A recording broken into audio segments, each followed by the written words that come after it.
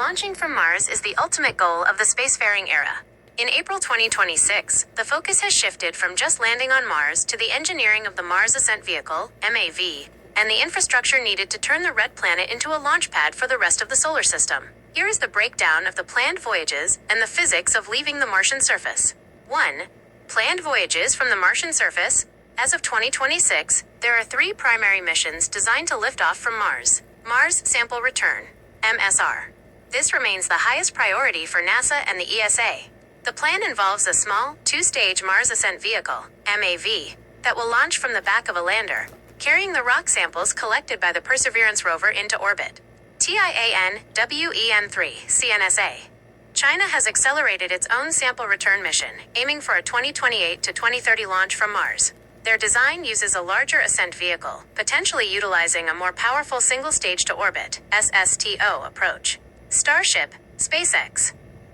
In March 2026, Elon Musk updated the Starship roadmap, targeting the first uncrewed return flight from Mars for the 2029 to 2031 window. This will be the first time a massive, heavy-lift rocket attempts to take off from the Martian dust, using methane fuel manufactured on-site, ISRU. 2. The speed of liftoff. Physics of the ascent. Launching from Mars is significantly easier than launching from Earth because you are fighting less gravity and a much thinner atmosphere. Escape velocity. To leave Mars entirely and head back to Earth, a spacecraft must reach Mars escape velocity. Comparison. Earth's escape velocity is 11.2 kilometers per second. This means you only need about 45% of the speed to escape Mars that you would need to escape Earth. Orbital velocity. Most voyages start by just reaching low Mars orbit, LMO, first. Delta V requirement. When you factor in air resistance, drag, and gravity losses, a rocket needs a total change in velocity, delta V, of about 3.8 to 4.1 kilometers per second to reach a stable orbit. 3. Comparison. Earth launch versus Mars launch. Feature. Earth launch. Mars launch. Surface gravity, 9.8 meters per second squared. 3.7 meters per second squared. 38%. Initial acceleration. Must be very high to fight thick air. Can be slower and more efficient. Max Q. Max pressure. High. Requires heavy structural reinforcement. Very low. The air is so thin that structural stress is minimal. Fuel required. Massive, multi-stage boosters. Starship can lift off using its own engines without a booster. 4. The Sabatier secret. Making fuel on Mars. The most important part of space voyages from Mars in 2026 is that we aren't bringing the return fuel from Earth. The process. We use the Sabatier reaction. By combining Martian CO_2 with hydrogen, either brought from Earth or mined from Martian ice, we create liquid methane, CH_4, and liquid oxygen, LOX. Why it matters. This turns Mars into a gas station. Because the liftoff speed is so low, a rocket fueled on Mars can carry much more cargo, like gemstones or scientific data, back to Earth, than it could if it had to carry all its return trip fuel from home. The 2026 perspective. We are currently watching the first large-scale Sabatier reactors being tested in simulation for the 2028 MSR launch. If the MAV successfully reaches its 3.4 kilometers per second orbital speed, it will prove that the universal habitable zone is officially open for two-way travel. Does the idea of a rocket taking off without a massive booster stage make Mars feel more like a gateway to you than a destination?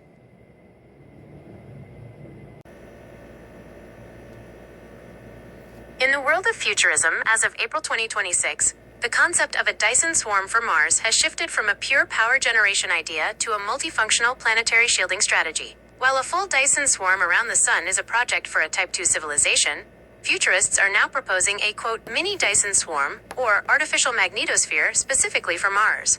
1. The magnetic dipole shield, the 2026 blueprint.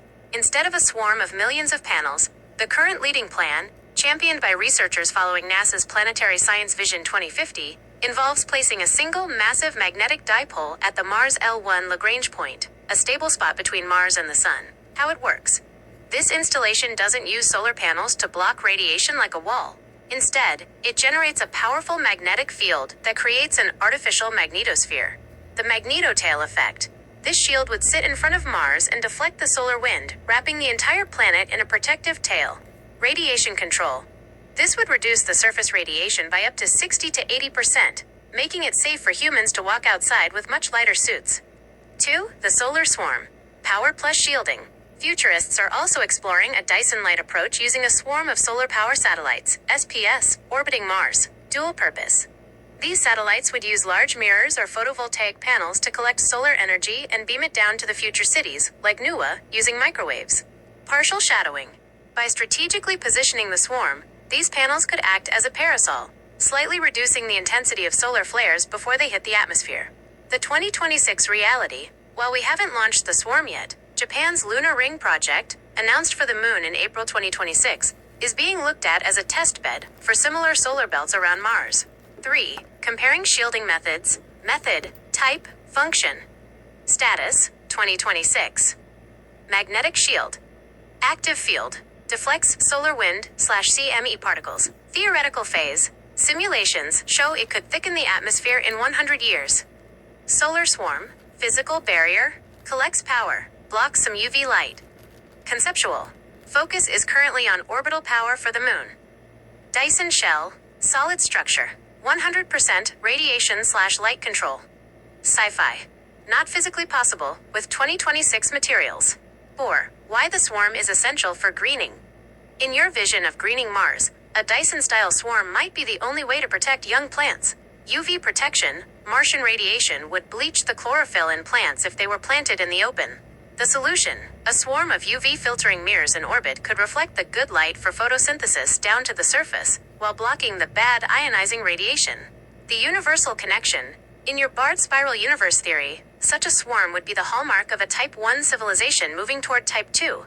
If a civilization can control the radiation of its home planet using a swarm, it has effectively bypassed the dark era and secured its place in the universal habitable zone.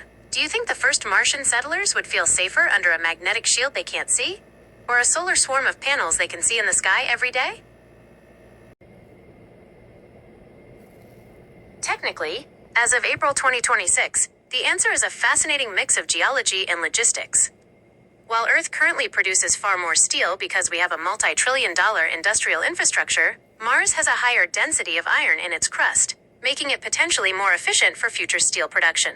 In your framework of a barred spiral universe, Mars could be seen as a raw material hub, where the construction program for thinking organisms is actually easier to start than it was on Earth. 1. The chemical advantage, iron concentration. Mars is often called the red planet, precisely because its surface is saturated with iron oxides. The twice as rich rule.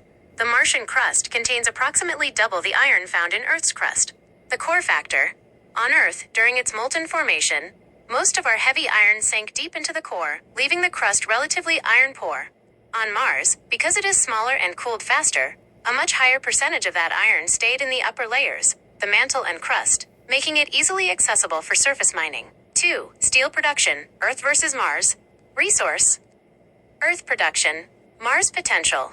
2026 ISRU models. Raw iron ore. Deep mining required. Ores are approximately 30 to 60% iron.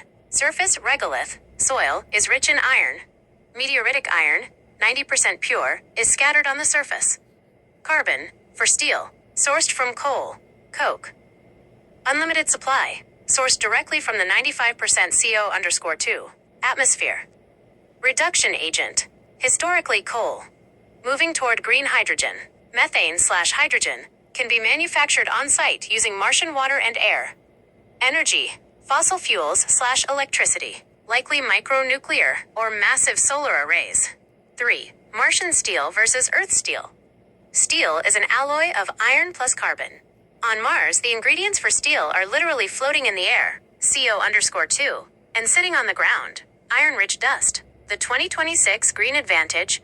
Earth's steel industry is currently struggling to decarbonize, as seen in the January 2026 Stegra plant milestone. On Mars, the process is naturally green because there is no coal. We would likely use direct reduced iron, DRI technology, which uses hydrogen or methane to strip oxygen from the iron ore.